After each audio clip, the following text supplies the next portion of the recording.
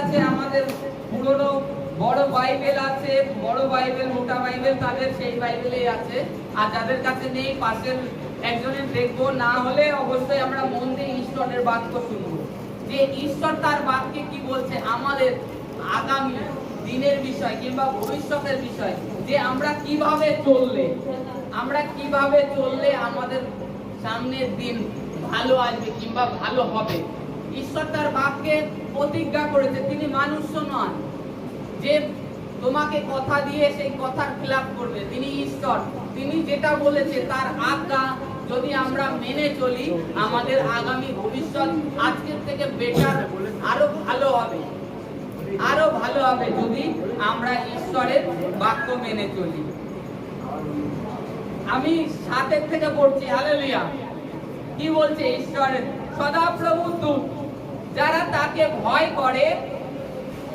ভয় করে তাহাদের চারিপাশে শিবির স্থাপন করে আর তাহাদিগকে উদ্ধার করে। প্রথম কথা বলছে, যদি তোমরা কোনো বিপদে পড়ে থাকো, তুমি যদি ঈশ্বরের পরীক্ষা না করো, সন্দেহ না করো, তোমার জীবন যীশু খ্রিস্টতে সমর্পণ করো, ঈশ্বর তোমাকে তার দূত পাঠিয়ে তোমাকে রক্ষা করবে। সে তুমি যে অবস্থাতে থাকো, যে পরিস্থিতিতে থাকো, কোনো রাস্তায় আটকে গেছো, কোনো পয়সা নেই তোমার কাছে, কিংবা সামনে একটা দুর্ঘটনা, অ্যাক্সিডেন্ট হতে চলেছে, কোনো বাসে যাচ্ছ, এই পরিস্থিতিতে ঈশ্বর তার দূত প্রেরণ করবে তোমার সম্মুখে, তোমাকে আটকাবে, সেই পথে যেতে বারণ করবে। ঈশ্বরের বাক্যে লেখা রয়েছে, সদাপ্রভু দূত যারা তাকে ভয় করে তাদের চারিপাশে শিবির স্থাপন করে রাখে। শিবির মানে কি? ঘিরে রাখে, তোমাকে ঘিরে রাখবে, সমস্ত বিপদের থেকে তোমাকে রক্ষা করবে। তারপরে বলছে ঈশ্বর, কেউ বলেছে কিনা জানি না, পবিত্র শাস্ত্র বাইবেলে জীবন্ত সদাপ্রভু প্রভু যিশু বলছে, আস্বাদন করিয়া দেখো সদাপ্রভু মঙ্গলময়, ধন্য সেই ব্যক্তি যে তাহার শরণাপন্ন। ঈশ্বর বলছে তুমি পরীক্ষা করে দেখো আমাকে পরীক্ষা করে দেখো।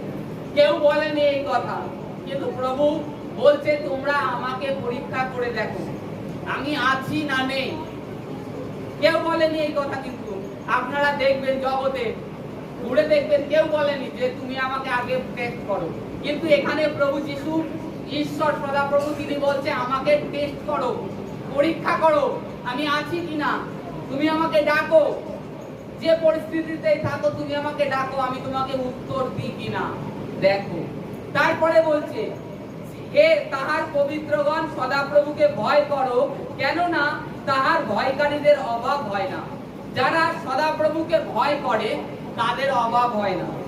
খাদ্য সামগ্রী, এভরিথিং, যা কিছু, অর্থের যা কিছু, ঈশ্বর একদিক থেকে না একদিক থেকে তোমার জন্য ব্যবস্থা করে দেবে।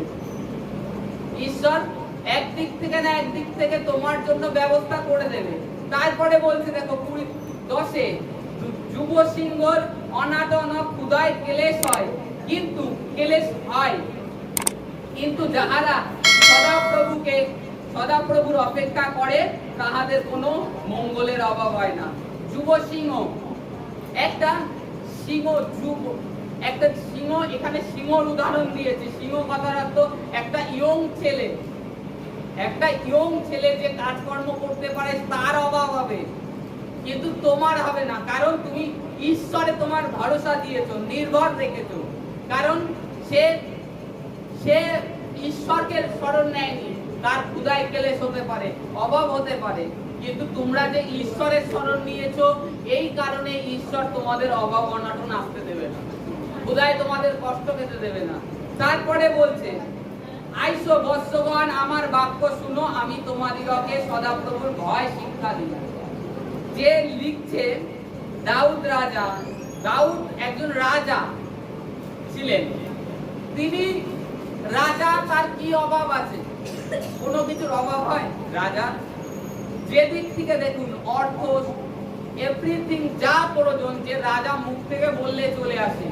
সে আমাদেরকে ঈশ্বরের বিষয় শিখাচ্ছে, যে ঈশ্বরের পথে কিভাবে চলা প্রয়োজন, আর কিভাবে চললে তোমার অভাব অনাটন থাকবে না, তোমার ভবিষ্যৎ ভালো হবে। একজন রাজা তিনি বলছে, তার মানে সে রাজা ঈশ্বর থেকে কি পেয়েছে যে এই কথা বলছে? এই রাজা দাউদ রাজা কে ছিল? সামান্য একটা মেষপালক, আর তাকে ঈশ্বর রাজা করেছে। তা সেই রাজা বলছে যে এইভাবে চললে তোমাদের কোনো ক্লেশ হবে না, কোনো অভাব হবে না, যদি সদাপ্রভুর বাক্য সকল মেনে চলো।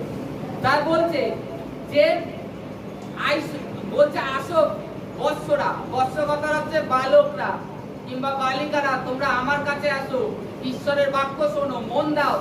কি বলছে? তারপরে বলছে কোন ব্যক্তি জীবনে পিত হয়, মঙ্গল দেখিবার জন্য দীর্ঘ আয়ু ভালোবাসে। কোন ব্যক্তি যদি জীবনে শান্তি চায় আর মঙ্গল, ভালো দিন দেখার জন্য যদি দীর্ঘ আয়ু ভালোবাসে, তাকে কি করা উচিত, কোন পথে চলা উচিত? তিনি বলছেন যে জীবনে শান্তি চায়, অনেকে বলে শান্তি কিংবা আমার অভাব অনটন না থাকুক, কোন পথে চললে তোমার জীবন থেকে এইগুলো তুমি পাবে, অভাব অনটন থাকবে না। তা বলছে কি তুমি হিংসা হইতে তোমার জিহ্বাকে ও ছলনার বাক্য হইতে তোমার ওষ্ঠধরকে সাবধানে রাখো। হালেলুয়া। প্রথমে তো বলছে হিংসা, একে অপরের প্রতি যে হিংসা করা, সেই হিংসার থেকে নিজেকে সামলাও। প্রথম হিংসার থেকে প্রথম নিজেকে সামলাও। তারপরে বলছে ছলনার বাক্য, ছলনা করা মানুষের সঙ্গে, এভরিথিং। আজকে যে আমি কলুসায় আসছি, কলুসায় এসে সত্যি কথা বলবো কলুসার লোকেদের সাথে, তা নয়।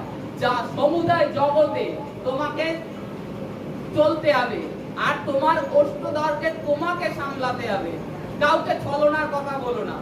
এই কারণে নতুন নিয়মে প্রভু যীশু খ্রিস্ট বলছে যাহা বোনা যায় তাহা কাটা যায়। কেন বলেছে? কেন বলেছে? আমরা অলরেডি বীজ বুনে থুই, তারপরে বলতে থাকি যে প্রভু এই সমস্যা কেন আমাদের জীবনে। আজকে আপনি যদি কোনো ছলনা কারোর সাথে এখন বর্তমানে করেন, আপনি মনে রাখবেন যে এই বীজটা আমি লাগিয়ে রাখলাম, আমার জীবনে একদিন না একদিন আমাকে কাটতে হবে। তাই তো বলছে, প্রভু বলছে তোমরা সকলে ঈশ্বরের সন্তান, সকলে ভ্রাতা ভগ্নী, সকলকে সমানভাবে ভালোবাসো। তা নিজের ওষ্ঠধরকে সামলাও। তুমি যদি কাউকে একটা পরজাতিকেও মিথ্যা কথা বলে থাকো, তাহলে কাকে বলছো? এটা ভাবছো না। কারণ বাইবেল যোহন 4:24 বলছে যে ঈশ্বর আত্মা, তাই তো? আরো সকল গ্রন্থেও আছে যে ঈশ্বর আত্মা। ঈশ্বর আত্মা, তার আরাধনা আত্মা আর সত্যে আমাদেরকে করতে হয়। তা আমাদের মধ্যে সেই সত্য কোথায়? আমরা যদি নিজেদের জীবনে দীর্ঘ আয়ু ভালোবেসে থাকি, মঙ্গল দেখার চেষ্টা করি, আমাদের ওষ্ঠধরকে, নিজের মুখটাকে সামলাতে হবে, নিজের জিহ্বাকে দমন করতে হবে। সমস্ত মন্দ বাক্য, একটা কোনো কিছু সমস্যা হলো, আমরা বলি রোগ ব্যাধি যাই আসুক না কেন, আমরা তখন নিরাশ হয়ে যাই আর মুখের থেকে অলরেডি তার বিপরীত বাক্য বলতে থাকি যে কেন জ্বর আসলো, কি বৃত্তান্ত, কি পেটে ব্যথা হচ্ছে, কি সমস্যা হয়নি তো, এই ঘোড়াটা তুলছে না কেন, ক্যান্সার হয়ে ক্যান্সারের দিকে যায়নি তো। এই যে বাক্য আমরা বলি, একটু মাথায় যন্ত্রণা হচ্ছে, একটু ঘাড়ে যন্ত্রণা, জিম আমার প্রেশার হাই হয়ে যায়, ঘাড়ে যন্ত্রণা হচ্ছে, ইমা আমার কি স্পন্ডালাইসিস হয়ে গেল নি। এই যে ভাবনা, কিংবা তুমি যখন মুখের থেকে বাক্য বলো, কারোর সঙ্গে সমালোচনা করো, তখন সেই বাক্যটা যে কি রূপে কার্য করে সেটা তোমরা জানো না। তাই যদি তোমরা জীবনে নিজেদের জীবনকে, পরবর্তী আরো আসছে যে ভবিষ্যৎ জীবনকে ভালো চাও, তাহলে তোমাদের বাক্যকে সামলাতে হবে। ছলনার ওষ্ঠধর, কারোর সাথে ছলনা করো না, তুমিও ছলনাতে পড়বে না। কারণ তুমি সেই বীজটা বুনছই না, তো তোমার তো কাটার প্রয়োজন নেই।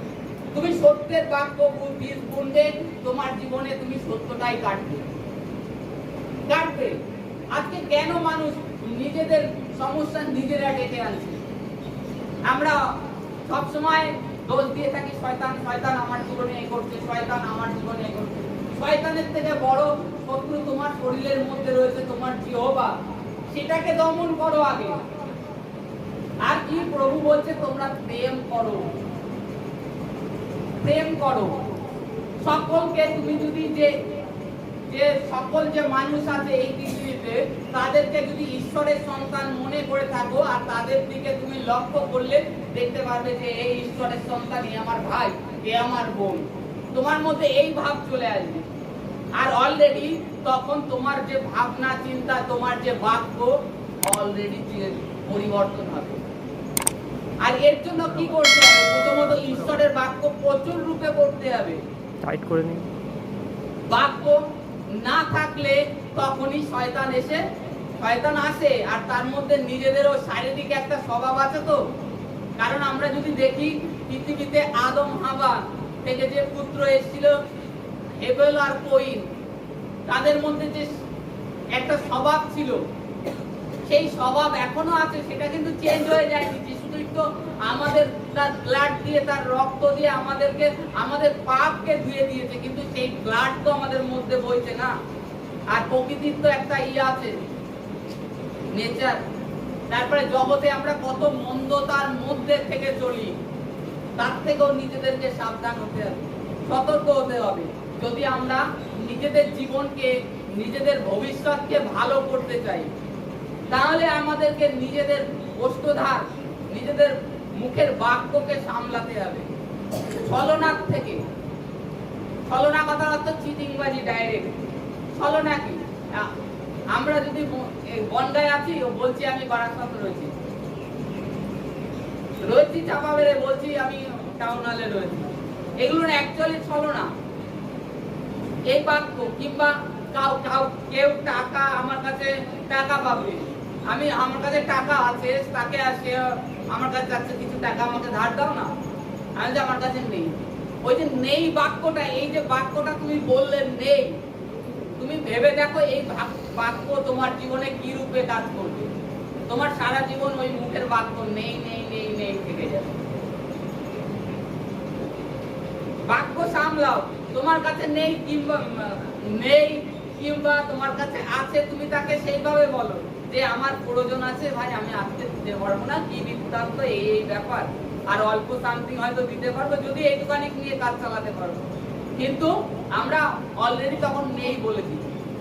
কিংবা এইরূপ বাক্য বলো যে আমার কাছে আজকে অর্থ বাড়ন্ত আছে, হবে না রে, অর্থ বাড়ন্ত। বাক্য, নিজের বাক্যকে নিজেকে সামলাতে হবে। তারপরে বলছে শান্তির ধার্মিক গণের প্রতি সদাপ্রভুর দৃষ্টি আছে, তাহাদের আত্মনাদের প্রতি তাহার কর্ম আছে। হালেলুয়া। এই যে তুমি তোমার ওষ্ঠধার সামলেছো, তোমার জীবনে চলতে হয়তো কষ্ট হচ্ছে, কিন্তু এখানে বাইবেল বলছে সদাপ্রভু ধার্মিক গণের প্রতি তার দৃষ্টি আছে। সদাপ্রভু ধার্মিক গণের প্রতি তার দৃষ্টি রেখে দিয়েছে। কখন তোমাকে কি প্রয়োজন তিনি তোমাকে জুগিয়ে দেবেন, তিনি দেবেন। সদাপ্রভুর দৃষ্টি, কারণ ঈশ্বর এতটা দয়ালু, এতটা প্রেমময় যে দেখুন আজকে ঈশ্বর প্রত্যেক মানুষকে জল, তারপরে রৌদ্র, যা যা প্রয়োজন নিয়ত আমাদেরকে দিয়ে যাচ্ছে। সব থেকে বড় কথা, আমরা বড় জিনিস ভেবে দেখি যে নিয়ত আমরা অক্সিজেন দিচ্ছি, আমরা কারেন্টের তো বিল দিচ্ছি, অক্সিজেনের যদি বিলের কথা হিসাব করি কত বিল হতে পারে, এটা কি একবারও ভাবি? আমরা ভাবি না। এজন্য সদা সর্বদাই ঈশ্বরকে ধন্যবাদ করো। আর সদাপ্রভুর দৃষ্টি তোমাদের প্রত্যেকের উপরে রয়েছে, প্রভুর দৃষ্টি প্রত্যেকের উপরে রয়েছে।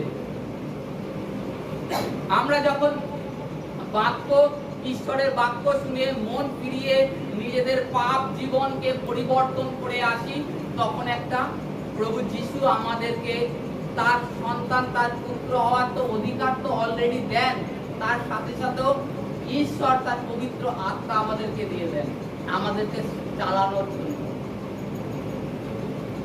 আমরা সমস্ত কিছু খাদ্য দ্রব্য যদি খাওয়ার প্রয়োজন হয়, যখন বাজারে যাই তখন ভালো ভালো জিনিস বেছে নিয়ে আসি, আলু পচা নিয়ে আসি না, টমেটো পচা নিয়ে আসি না, মাছ টিপে টিপে কিনি এই মাছটা পচে যায়নি তো, তাহলে ঈশ্বর সদাপ্রভুর বেলায় কেন না আমরা সেটা বিবেচনা না করি যে ঈশ্বর তার বাক্যে কি বলছে, কেন ঈশ্বরের বেলায় সেটা আমরা করি না? ঈশ্বর আমাদের বিচার বুদ্ধি জ্ঞান দিয়ে দিয়েছে, আর সেটাকে আমরা সঠিক জায়গায় লাগাচ্ছি না, ভুলে যাচ্ছি। এখন প্রার্থনায় আসছি একরকম, আবার যখন আমরা বেরিয়ে যাচ্ছি আবার সেই জগতে লিপ্ত হয়ে যাচ্ছি। নিজেকে সামলাও, নিজেকে পরিবর্তন করো, তবেই তুমি এই ঈশ্বর যে আমাদের আশীষ রেখেছে, ভবিষ্যতের চিন্তা ভালোর জন্য রেখেছে, সেগুলোর পরিবর্তন হবে যখন আমরা নিজেদের বাক্যকে সামলাবো, নিজেদের বাক্যকে সামলাবো। আর প্রভু আমাদেরকে দুটো আজ্ঞা দিয়ে দিয়েছে যে তুমি তোমার সমস্ত হৃদয় অন্তঃকরণ থেকে তোমার ঈশ্বর সদাপ্রভুকে প্রেম করবে আর কেবল তাহারই আরাধনা করবে। মানে সদা প্রভু বলছে আমি ব্যতীত তোমাদের ঈশ্বর আর কেউ না থাকুক। আর দ্বিতীয় আজ্ঞা তোমার প্রতিবেশীকে তোমার নিজের মতো ভালোবাসো। তোমার হাত কেটে গেলে যেরকম ট্রিটমেন্ট করো, প্রতিবেশীর একটা কিছু হলে তুমি সেইভাবে তার পরিষেবা করো। দেখো ঈশ্বর অদ্ভুত অদ্ভুত কাজ করবে। যা হয় না, তুমি অভাবে অনাটনে পড়েছো, তোমার অর্থের প্রয়োজন, কিভাবে না কিভাবে ঈশ্বর চুকিয়ে দেবে। ঈশ্বরের কাছে প্রার্থনা করো, বাক্য পড়ো, তোমার সমস্ত যাতনা ঈশ্বরের কাছে রাখো, ঈশ্বরের কাছে রাখো, দেখবা ঈশ্বর অদ্ভুত ভাবে তোমার জন্য সাহায্য আসবে, ঈশ্বরের থেকে আসবে। আজকে আমাদের দৃষ্টি যেন সেই ঈশ্বর সদাপ্রভুর প্রতি থাকে, আর নিজেদের বাক্য যেন আমরা ছলনার ঔষধাত থেকে আমাদের মুখকে, জিহ্বাকে থামাতে পারি। ঈশ্বরের বাক্য প্রচুর রূপে পড়ি, যেন সামনের দিন আজকে যে আমরা মিশরের জীবন ত্যাগ করে এসেছি, মিশরের জীবন মানে যে পাপে রোগে মধ্যে ছিলাম, তার থেকে আমরা যখন বেরিয়ে এসেছি, কেন আবার ঈশ্বরকে জানার পরে আবার সেই পুনরায় সেই জীবনের দিকে ধাবিত হচ্ছি, যাতে কষ্ট, ক্লেশ, অভাব, অনটন, রোগ ব্যাধিতে ভরা। এই খালি রোজ আজকে ডাক্তার, কালকে ডাক্তার, ডাক্তার ডাক্তার ডাক্তার করে অর্ধেক আপনাদের যে ইনকামের হাফ তো ডাক্তারেই নিয়ে যাচ্ছে। আজকে স্বর্গ রাজ্য প্রভু বলেছে সন্নিকট, সেই স্বর্গ রাজ্য কি সন্নিকট? যেন ঈশ্বরের বাক্যে আমরা মন দিই, তার চরণ তলে থাকি, তাহলে আমাদের কোনো ডাক্তারের প্রয়োজন হবে না। কারণ স্বয়ং ঈশ্বর তোমার মধ্যে বাস করছে, তোমার মধ্যে তার পবিত্র আত্মা দিয়েছে। তোমার যে অঙ্গ কাজ করছে না, সেই অঙ্গকে ঈশ্বর কি তুলতে পারে না? কারণ খালি একমাত্র ঈশ্বর দেখছে এ নিজেকে কতটা নম্র করে নত হয়ে আমার কাছে ফিরে আসছে, এইটার অপেক্ষা করে ঈশ্বর। নিজেদেরকে নম্র করি না, নত করি না, নিজেদের বাক্যকে পরিবর্তন করি না। অনেক কম বেশি পাস্টরের যে সুসমাচারগুলো আমরা শুনি, তারা বলে তোমরা সদা সর্বদা মুখের থেকে বাক্য, পজিটিভ বাক্য বলো, ঈশ্বরের বাক্য দ্বারা প্রার্থনা করো। আর আমরা যদি যাকব অধ্যায় দেখি কি বলছে, দুর্বল বলুক পীড়িত, গরিব বলুক আমি ধনী। এই বাক্য কেন বলতে বলেছে? আর এখানেও যে বলছে নিজের বাক্যকে সামলাও, ছলনা, তারপরে মন্দর থেকে আমাদেরকে সামলাতে হবে নিজেদেরকে। আমরা জানি প্রত্যেকে যে এই জগতে এসে একদিন না একদিন চলে যেতে হবে, প্রত্যেকে জানি। তা সত্ত্বেও দেখুন যে গত শুক্রবার যে ভূমিকম্প হলো, কত মানুষ মারা গেছে, তার নেই ঠিক। আজকে ঈশ্বরকে ধন্যবাদ দিতে, ঈশ্বর আর একবার আরাধনা করার সুযোগ দিয়েছে, তার বাক্য শোনার সুযোগ করে দিয়েছে। তা আপনারা ধন্য না? কেন আপনারা ভুলে যান? আর নিজেদেরকে সামলান, নিজেদের প্রতিবেশীকে ছলনার বাক্য বলবেন না কখনো। আর জীবন্ত ঈশ্বরের চরণ তলে যেন সারা জীবন থাকতে পারেন, যেখানে অনন্ত জীবন আছে। প্রভু যিশু তিনি বলছে আমার স্বর্গস্থ পিতার বাটিতে যদি আমি তোমাদের জন্য স্থান প্রস্তুত করতে যাচ্ছি, যদি না থাকতো তোমাদেরকে আর বলতাম না। প্রভু তার বাক্যে বলেছে স্বর্গ রাজ্য আছে তার জন্য আমি যাচ্ছি। কেউ এই প্রতিজ্ঞা করেনি, কিন্তু যিশু খ্রিস্ট করে গেছে। তার উপরে বিশ্বাস রাখো, তার বাক্য তোমরা বলো, তাহলে দেখবে আর চলো না মিথ্যা কথা থেকে নিজেরা ফেরো, লুকিও না। কারণ তোমার ঈশ্বরের মধ্যে কোনো অন্ধকার নেই, তিনি জ্যোতি।